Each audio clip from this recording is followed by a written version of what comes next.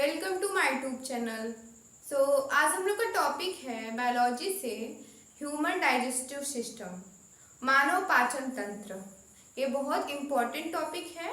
तो इसमें इसकी मतलब पाचन तंत्र की संरचना हम लोग देखेंगे और पाचन तंत्र की क्रिया देखेंगे, जो कि 5 स्टेप बताए गए हैं पाचन होने की।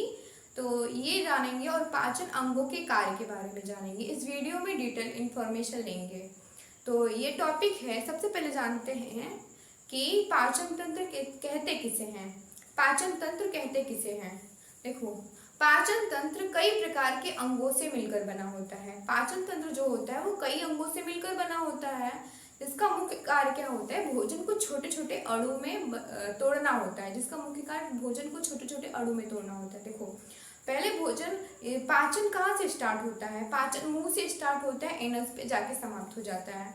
मुंह से पहले माउथ से स्टार्ट होगा, फिर उसके बाद एनस पे जाके इसका एंड हो जाएगा। तो पहले मुंह से स्टार्ट होगा पाचन। तो पहले भोजन को छोटे छोटे अणु में तोड़ा जाएगा। भोजन को छोटे छोटे अणु में तोड़ा जाएगा। फिर जो यह अणु है वो क्या देता है? एनर्जी देता है। जब भी हम भोजन ग्रहण करते हैं, जब भी हम खाना ना खाते हैं, तो हमको खाना क्या देता है? एनर्जी देता है। तो ऐसे मतलब इसका डेफिनेशन एक प्रकार से देखें तो जो पाचन तंत्र कई प्रकार के अंगों से मिलकर बना होता है, जिसका मुख्य कार्य होता है भोजन को छोटे छोटे अणु में तोड़ना। और यह अणु जो होते हैं वो एनर्जी में बदल जाते हैं। किस में बदल जाते हैं? एनर्जी में बदल जाते हैं। तो इसको एलिमेंट्री कैनाल भी कहा जाता है। पाचन तंत्र को एलिमेंट्री कैनाल भी कहा जाता है, जिसकी लंबाई 8 से 10 मीटर तक होती है। 8 से 10 मीटर तक होती है। एलिमेंट्री कैनाल की लंबाई 8 से 10 मीटर की होती है।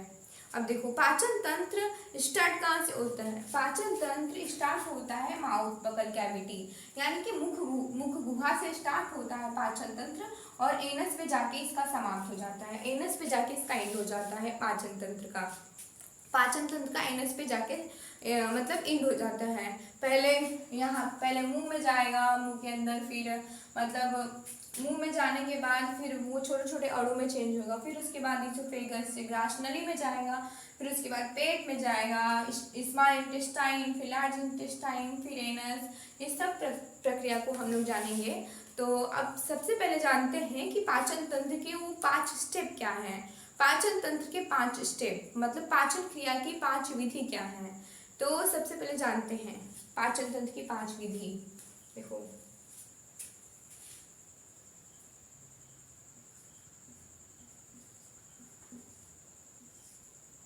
पाचन क्रिया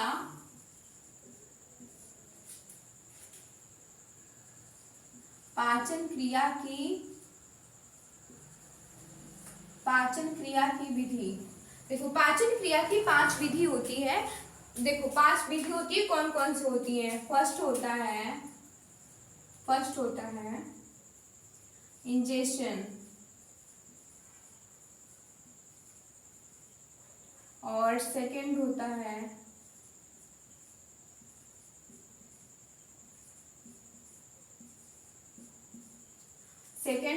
प्रोपल्जन।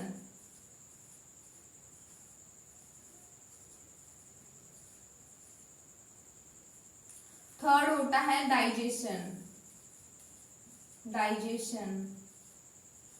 फोर्थ होता है एब्जॉर्वेशन।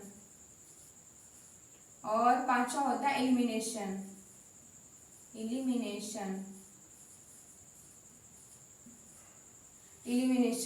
देखो, ये पाचन क्रिया की 5 स्टेप हैं। पाचन क्रिया का प्रोसेस 5 स्टेप में होता है। तो सबसे पहले आता है इंजेशन। देखो, ये जो इंजेशन है, इंजेशन में क्या होता है? भोजन सबसे पहले मुंह के अंदर लिया जाता है।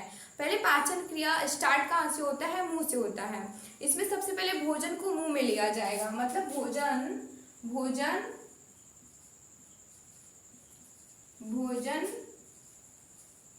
मुंह के अंदर जाएगा। इसमें इंजेशन में भोजन मुंह के अंदर जाएगा। सबसे पहले स्टार्ट होता है पाचन क्रिया मुंह से। पहले हम भोजन को मुंह में लेंगे। तो इंजेशन में होता है भोजन मुंह के अंदर लिया जाता है। अब आता है प्रोपल्जन क्या होता है?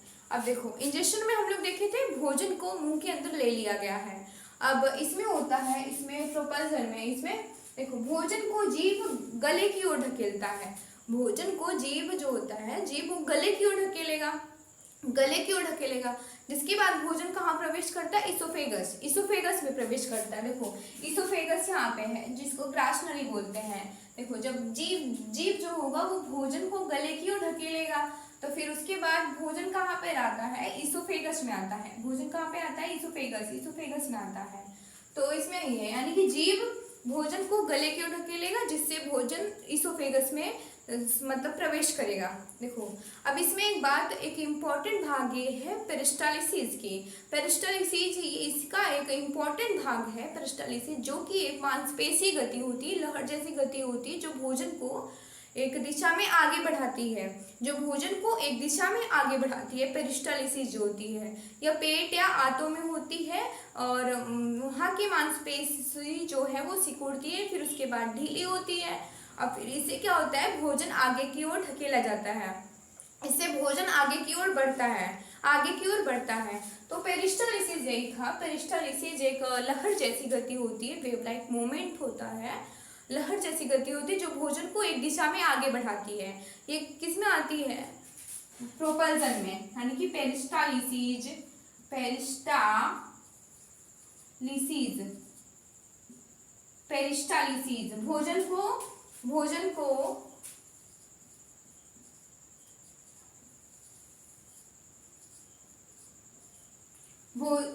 को आगे बढ़ाती है, भोजन को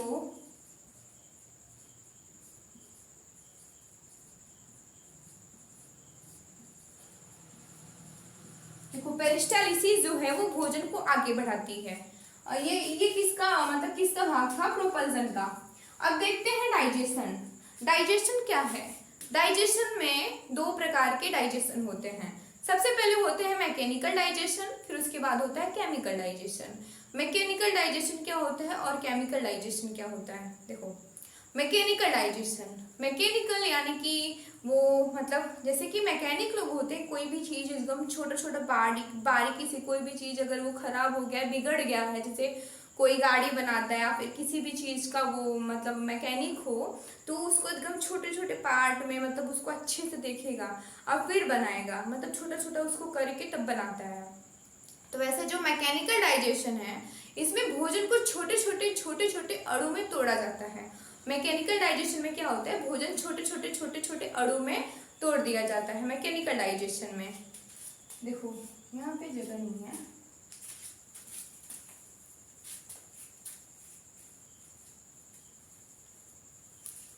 मैकेनिकल डाइजेशन।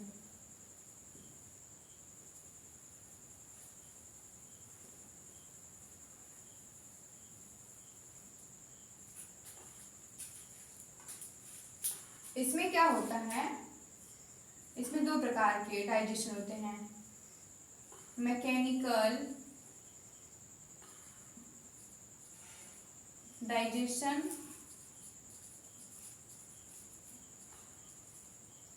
और फिर दूसरा कौन सा होता है? Chemical digestion.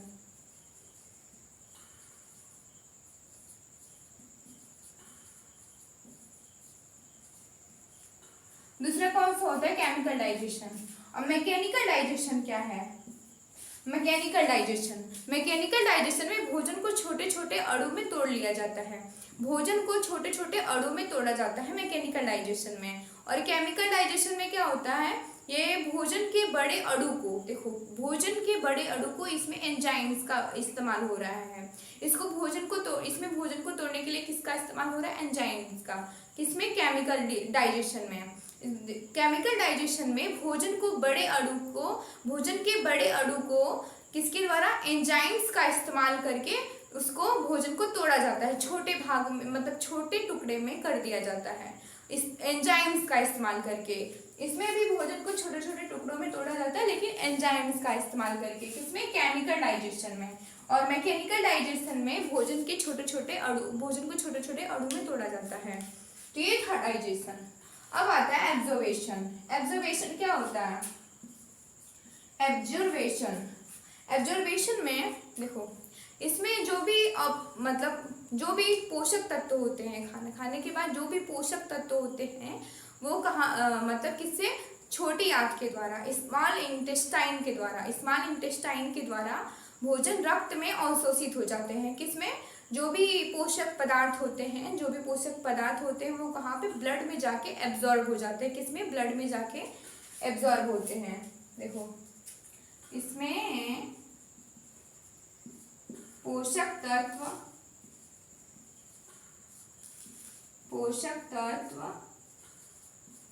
ब्लड में जाकर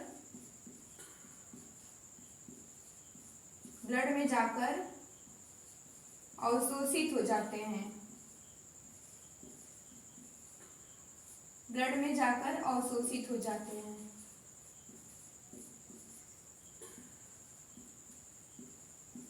देखो एब्जॉर्बेशन में इसमें पोषक तत्व जो है वो छोटी आंत के द्वारा, स्मॉल इंटेस्टाइन के द्वारा, स्मॉल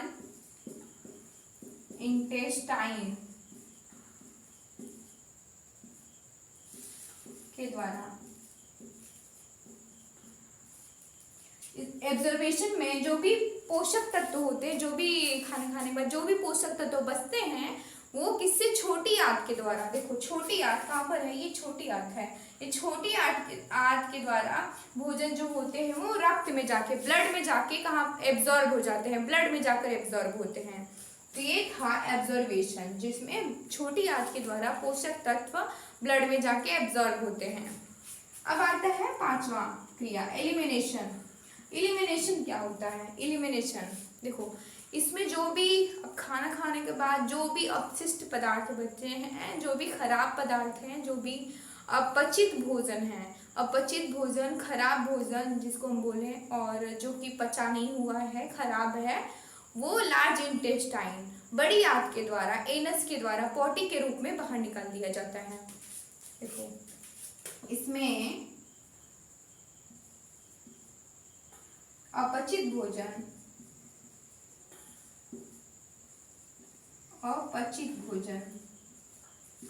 इसमें अपचित भोजन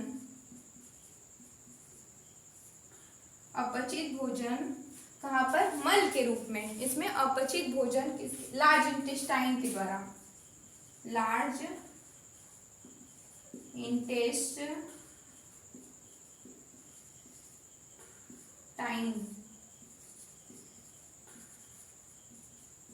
के द्वारा, इसमें अपचित भोजन लार्ज इंटेस्टाइन के द्वारा मल के रूप में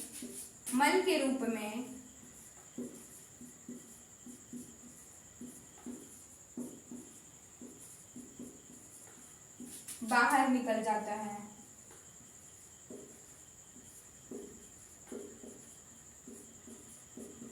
यानी कि एनएस द्वारा, देखो ये एनएस द्वारा बाहर निकाल दिया जाता है। यहाँ पे एनएस है, इसके द्वारा बाहर लार्ज इंटेस्टाइन के द्वारा मल के रूप में बाहर निकाल दिया जाता है, जो भी मतलब पॉटी के रूप में बाहर। एक बार रिवीजन के लिए देखते हैं पाचन क्रिया की विधि। Ingestion, propulsion, digestion, absorption, elimination. Ingestion में क्या था कि भोजन को मुंह के अंदर लिया जा रहा था। पहले भोजन मुंह के अंदर लेंगे, पाचन क्रिया यहीं से स्टार्ट होता है। और फिर प्रोपल्सन में भोजन को मुंह के अंदर ले लिया गया है, तो इसको जीभ जो है वो ढकेलता है, गले की ओर ढकेलता है, फिर वो प्रवेश करता है इसोफेगस में। भोजन कहाँ पे प्रवेश करता है, इसोफेगस में। तो वहाँ से आमाशय में जाने की भोजन स्टार्ट हो जाता है। इसमें पेरिस्टालिसिस का एक इम्पॉर्टेंट रोल है। पेरिस्टालिसिस प्रोपल्सन का एक महत्वपूर्ण हिस्सा है। और फिर होता है डाइजेशन। डाइजेशन में केमिकल डाइजेशन होता है और मैकेनिकल डाइजेशन होता है। फिर आता है ऑब्जर्वेशन, जिसमें इस छोटी आंत के द्वारा इसमें पोषक तत्व को और ब्लड में जाकर अवशोषित हो जाता है। और फिर पांचवा होता है एलिमिनेशन। इसमें अपचित भोजन, जो भी खराब पदार्थ है, वो लार्ज इंटेस्टाइन के द्वारा मल के रूप में बाहर निकाल दिए जाते हैं, यानी कि पॉटी के रूप में इसको बाहर कर दिया जाता है। अब हम लोग देखेंगे पाचन अंगों के कार्य। क्या क्या हैं, तो चलिए देखते हैं।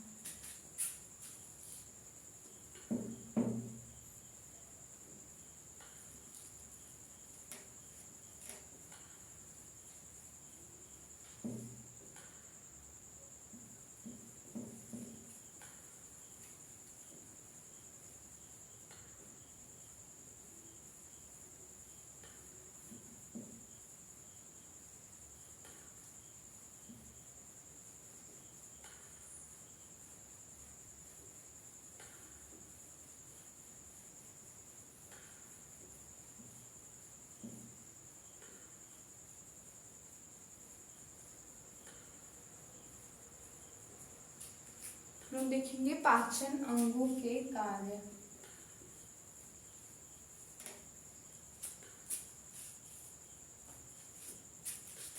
पाचन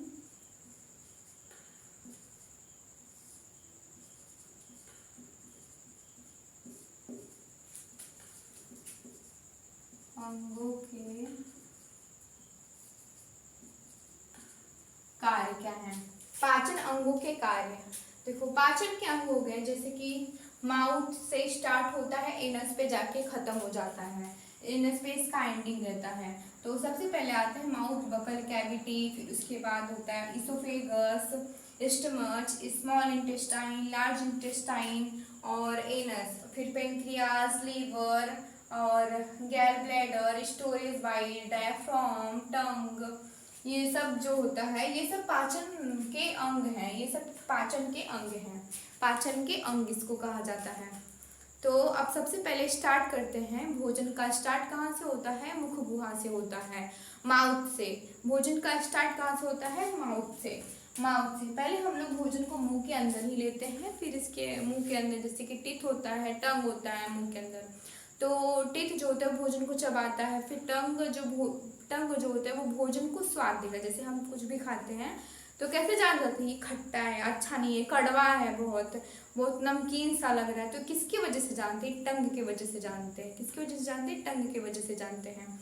और फिर दांत जो होता है वो भोजन को चबाता है, छोटे छोटे टुकड़ों में चेंज करता है। ये सब कहाँ से स्टार्ट होता है, मुंह से ही स्टार्ट होता है, मुंह से ही स्टार्ट होता है, माउथ से ही स्टार्ट होता है ना। वो पाचन जो होता है सबसे पहले माउथ से स्टार्ट होता है। ये पाचन की पहली और अत्यंत अवस्था है पाचन की। तो यहाँ पे मतलब भोजन जो होता है उसको चबाया जाता है और फिर इसको मतलब कि उसका स्वाद पहचाना जाता है। ये पाचन की सबसे पहली और अत्यंत अवस्था है। अब इसके बाद आता है इसोफेगस, इसके बाद आता है ग्रासनली, मुंह के बाद आता है ग्रासनली। ग्रासनली में क्या होता है, ग्रासनली में भोजन को गले की मदद से, ग्रासनली में भोजन को जीभ और गले, जीभ मतलब जैसे भोजन जब निगलता है, जब भोजन निगला जाता है वो फिर गले की मदद से इसोफेगस में प्रवेश करता है। किसमें, इसोफेगस में भोजन प्रवेश करेगा, इसोफेगस में भोजन प्रवेश करेगा, जिसका कार्य फिर इसोफेगस में प्रवेश होने के बाद क्या होगा, वो अमाशय में जाएगा। कहाँ पर जाएगा, अमाशय में जाएगा, भोजन अमाशय में जाएगा। इसके बाद भोजन कहाँ पे जा रहा है, ये इसोफेगस है, ग्रासनली। अब इसके बाद भोजन कहाँ पे जा रहा है, यहाँ पे जा रहा है, यहाँ पे इसमें भोजन जा रहा है, इसमें स्टमच में भोजन जा रहा है, अमाशय में। पहले जब मुंह से हम लोग अंदर लिए, मुंह से अंदर लिए, फिर उसके बाद गले की मदद से पहले भोजन प्रवेश करता है ग्रासनली में प्रवेश करेगा। और फिर उसके बाद क्या होगा, ग्रासनली में प्रवेश करने के बाद वो भोजन कहाँ जाएगा, पेट में जाएगा। देखो जब भोजन पेट के अंदर जाएगा, जब भोजन स्टमक में जाता है तो वहाँ पर भोजन 3 से 4 घंटे तक, देखो जैसे हम लोग खाना खाते हैं तो हमारे पेट के अंदर भोजन 3 से 4 घंटे तक स्टोर रहता है। हमारे पेट के अंदर जब भी हम खाना खाते हैं तो उससे 3 से 4 घंटे तक पेट में भोजन रहता है। फिर बॉडी को जब टाइम मिलता है, बॉडी को जब जैसे जैसे टाइम मिलेगा वो भोजन को मतलब उसको पचाएगा, भोजन को पचाएगा और आगे बढ़ाएगा, स्टमच। ये जब मतलब यहाँ से इसोफेगस से जब भोजन स्टमच में आता है तो स्टमच में जो होता है, स्टमच में भोजन 3 से 4 घंटे तक स्टोर रहता है। फिर जब शरीर को टाइम मिलता है तो भोजन को पचाता है, जब शरीर को टाइम मिलता है वो भोजन को पचाता है और आगे बढ़ाता है। तो इसमें 2 प्रकार, अब इसमें होता है डाइजेशन, यहाँ पे होता है डाइजेशन। अब इसमें होता है कौन कौन सा डाइजेशन, मैकेनिकल डाइजेशन होता है। मैकेनिकल डाइजेशन में भोजन को छोटे अणुओं में तोड़ा जाता है और फिर छोटे अणुओं में तोड़ने के बाद ही अर्ध तरल पदार्थ काइम में बदल देता है। काइम मतलब होता है एक, काइम में बदल जाता है ये, मतलब स्टमच में जाने के बाद 2 प्रकार के डाइजेशन होते हैं, मैकेनिकल डाइजेशन और केमिकल डाइजेशन। मैकेनिकल डाइजेशन में भोजन छोटे अणुओं में तोड़ता है, फिर ये एक अर्ध तरल पदार्थ काइम में बदल देता है। मैकेनिकल डाइजेशन में यहाँ पे फिर से आता है मैकेनिकल डाइजेशन।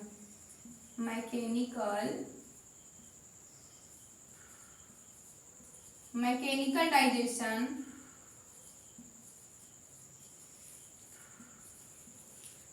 भोजन को छोटे अणु में तोड़ेगा, भोजन को छोटे अणु में तोड़ेगा। देखो, छोटे अणु में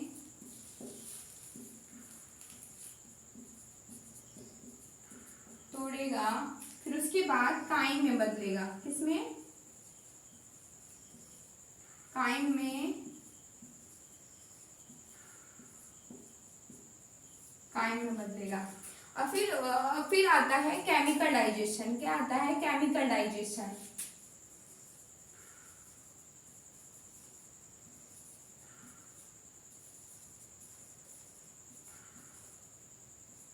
केमिकल डाइजेशन में पेट की दीवार से, केमिकल डाइजेशन में पेट की दीवार से निकलने वाले गैस्ट्रिक जूस को प्रोटीन में बदलता है। पेट मतलब पेट की दीवार से निकलने वाले गैस्ट्रिक जूस को, केमिकल डाइजेशन में पेट की दीवार से निकलने वाले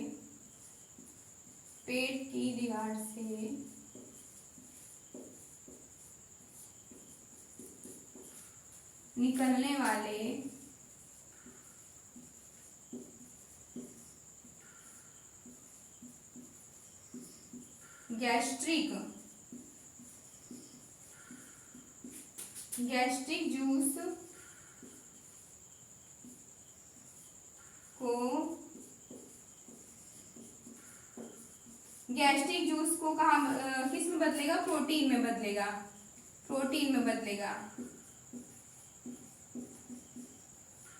गैस्ट्रिक जूस को कहाँ पे बदलेगा? गैस्ट्रिक जूस प्रोटीन में बदलेगा। गैस्ट्रिक जूस में कई तत्व होते हैं। गैस्ट्रिक जूस में इसके कई अपघटक होते हैं, जैसे कि HCl हो गया और पेप्सिन एंजाइम्स हो गया और म्यूकस हो गया। ये सब किस में पाए जाते हैं? गैस्ट्रिक जूस में HCl, पेप्सिन एंजाइम्स और म्यूकस पाए जाते हैं। HCl जो होता है, HCl ये भोजन को अम्लीय करता है और HCl जो होता है ये भोजन को नरम करता है। क्या करता है? ये भोजन को नरम करता है और इसमें भोजन में जो भी कीटाणु होंगे उसको नष्ट करता है। HCl भोजन में जो भी कीटाणु होंगे उसको नष्ट करेगा और भोजन को नरम करने का काम करता है HCl। और फिर उसके बाद इसमें एक पेप्सिन भी होता है गैस्ट्रिक जूस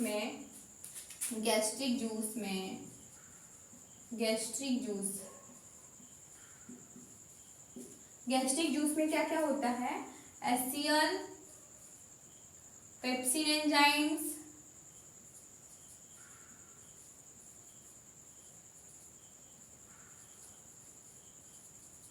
और क्या होता है? म्यूकस। HCl जो होता है वो भोजन को नरम करता है और इसमें जो भी कीटाणु होता है भोजन में उसको नष्ट करता है HCl।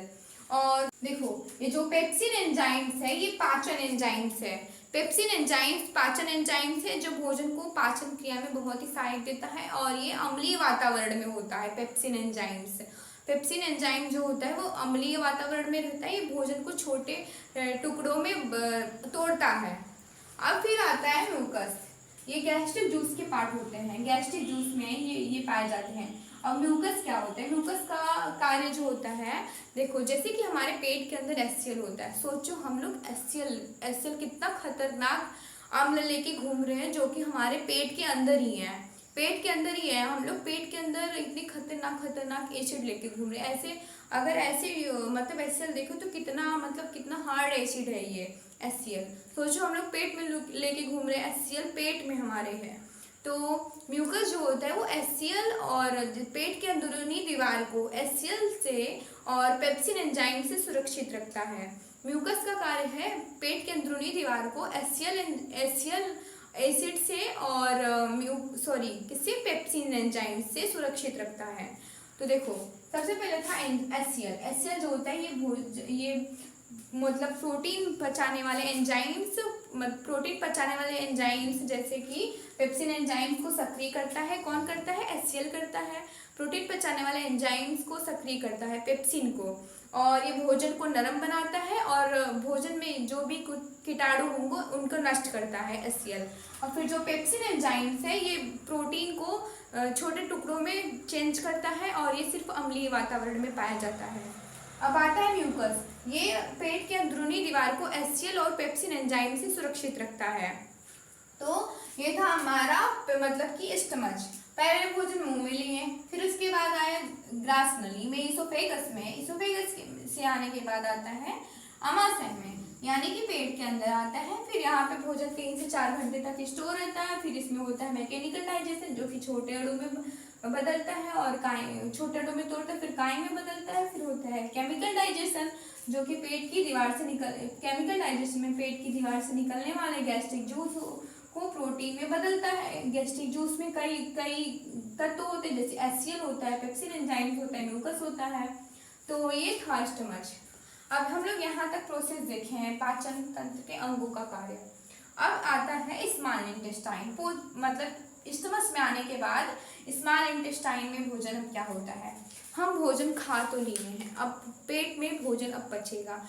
अब जो भी हमारे पेट के अंदर मतलब जो भी हमारे भोजन में जो भी वहाँ पे कार्बोहाइड्रेट, प्रोटीन, वसा मतलब कार्बोहाइड्रेट और खनिज पदार्थ जो भी होंगे, इसमें पोषक तत्वों से भरे होंगे, उनको स्मॉल इंटेस्टाइन।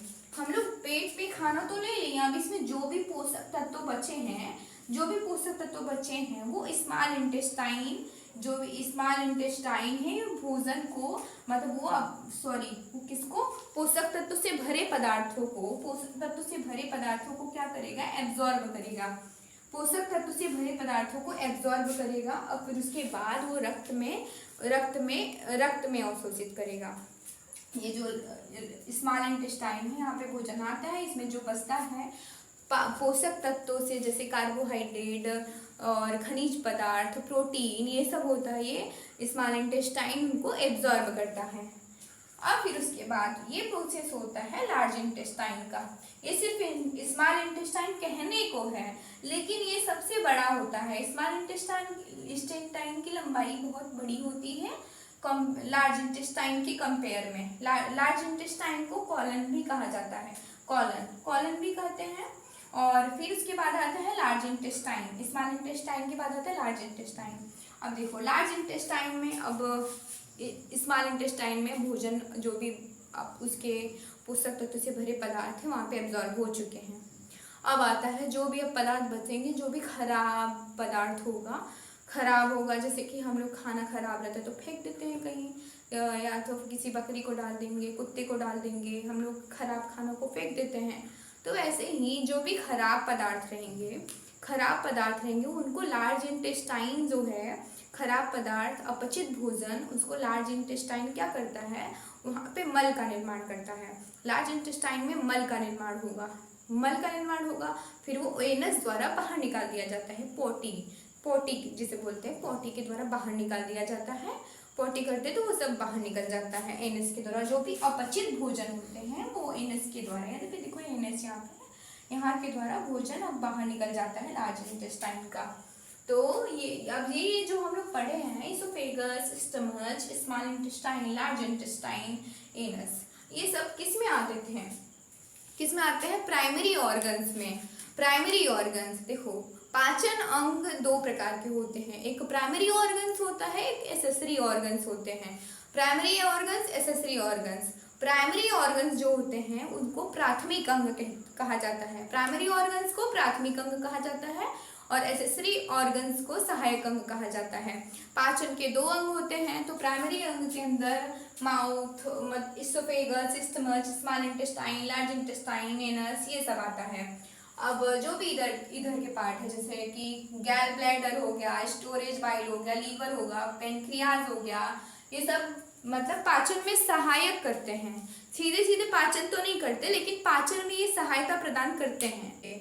अब देखेंगे हम लोग एसेसरी ऑर्गन, सहायक अंग, पाचन के सहायक अंगों के कार्य। तो चलिए देखते हैं।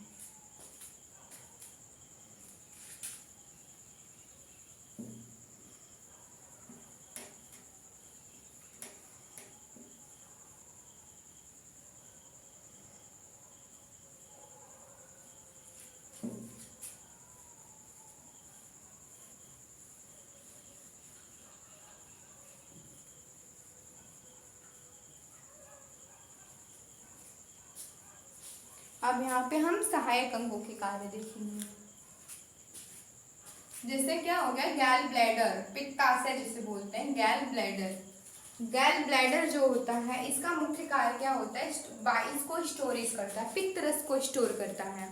जो गैल ब्लैडर है ये सीधे मतलब भोजन को मतलब सीधे पाचन तो नहीं करता है, लेकिन पाचन क्रिया में ये सहायक होता है। गैल ब्लैडर पित्ताशय ये पाचन क्रिया में एक पाचन का सबसे एक मतलब सहायक अंग है, महत्वपूर्ण सहायक अंग है। और इसमें क्या होता है, इसमें बाइल्स को स्टोर किया जाता है, बाइल्स को स्टोर करता है ये पित्त रस को स्टोर करता है। और ये पित्त रस जो होता है वो कहाँ पर बनता है, पित्त रस जो होता है वो लीवर में बनता है, लीवर में। पित्त रस कहाँ पर बनता है, ये बाइल्स यानी कि पित्त रस, बाइल्स को पित्त रस बोलते हैं। इसको ये कहाँ पर स्टोर मतलब निर्माण होता है, लीवर में। बाइल्स का निर्माण लीवर में होता है। और ये जो पित्त रस है एक बाइल डक्ट के द्वारा छोटी आंत में भेज दिया जाता है। बाइल जो पित्त रस है, पित्त रस को बाइल डक्ट के द्वारा छोटी नलिका के द्वारा किस में भेज दिया जाता है, छोटी आंत में, स्मॉल इंटेस्टाइन में, स्मॉल इंटेस्टाइन। ये जो पित्त रस का कार्य होता है, पित्त रस का कार्य मतलब वसा को छोटे कणों में तोड़ता है। बाइल जो होते हैं वो वसा को छोटे कणों में बदलता है ताकि जो भोजन है उसमें लाइपेस नामक एंजाइम द्वारा आसानी से उसका पाचन हो सके। तो ये जो पित्त रस है, गैल ब्लैडर जो होता है वो पित्त रस का स्टोर करता है। और पित्त रस का क्या कार्य करता है, पित्त रस एक छोटी नलिका के द्वारा किस में भेज दिया जाता है, छोटी आंत में भेज दिया जाता है। और पित्त रस का कार्य क्या होता है, यानी कि बाइल्स का कार्य होता है ये वसा को छोटे कणों में बदलता है, जिससे कि लाइपेस नामक एंजाइम ये भोजन को पाचन करने में सहायक होता है। लाइपेस नामक एंजाइम भोजन को पाचन करने में सहायक होता है। तो देखो सीधी तरीके से पाचन तो नहीं कर रहा है, लेकिन पाचन में सहायता प्रदान कर रहा है गैल ब्लैडर। अब उसके बाद आता है लीवर जो होता है ये भी सहायक अंग है, ये भी पाचन के सहायक अंग है लीवर। तो लीवर क्या है, लीवर में पित्त रस का निर्माण होता है। लीवर भोजन का भंडारण करता है और निष्कासित मतलब जो भी विषाक्त पदार्थ है उनको निष्कासित करता है। और प्रोटीन को नियंत्रित करता है और विषाक्त पदार्थों को बाहर निकालता है। लीवर का ही कार्य होता है। अब इसमें देखो पेनक्रियास का क्या कार्य है, पेनक्रियास यानी कि अग्नाशय जो है, अग्नाशय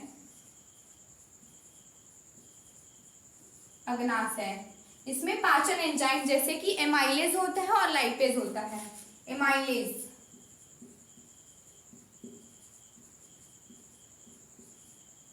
एमाइलेज और लाइपेज। एमाइलेज जो है वो भोजन को, एमाइलेज जो है वो कार्बोहाइड्रेट को सरल शर्करा में तोड़ता है। कार्बोहाइड्रेट को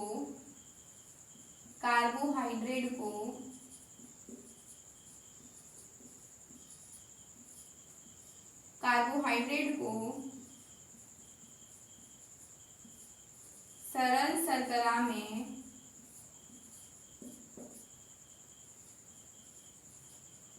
तोड़ता है। और लाइपेज एंजाइम्स का कार्य क्या होता है, लाइपेज एंजाइम जो है ये वसा को फैटी एसिड ग्लिसरॉल में, वसा को किसमें, ग्लिसरॉल में तोड़ता है,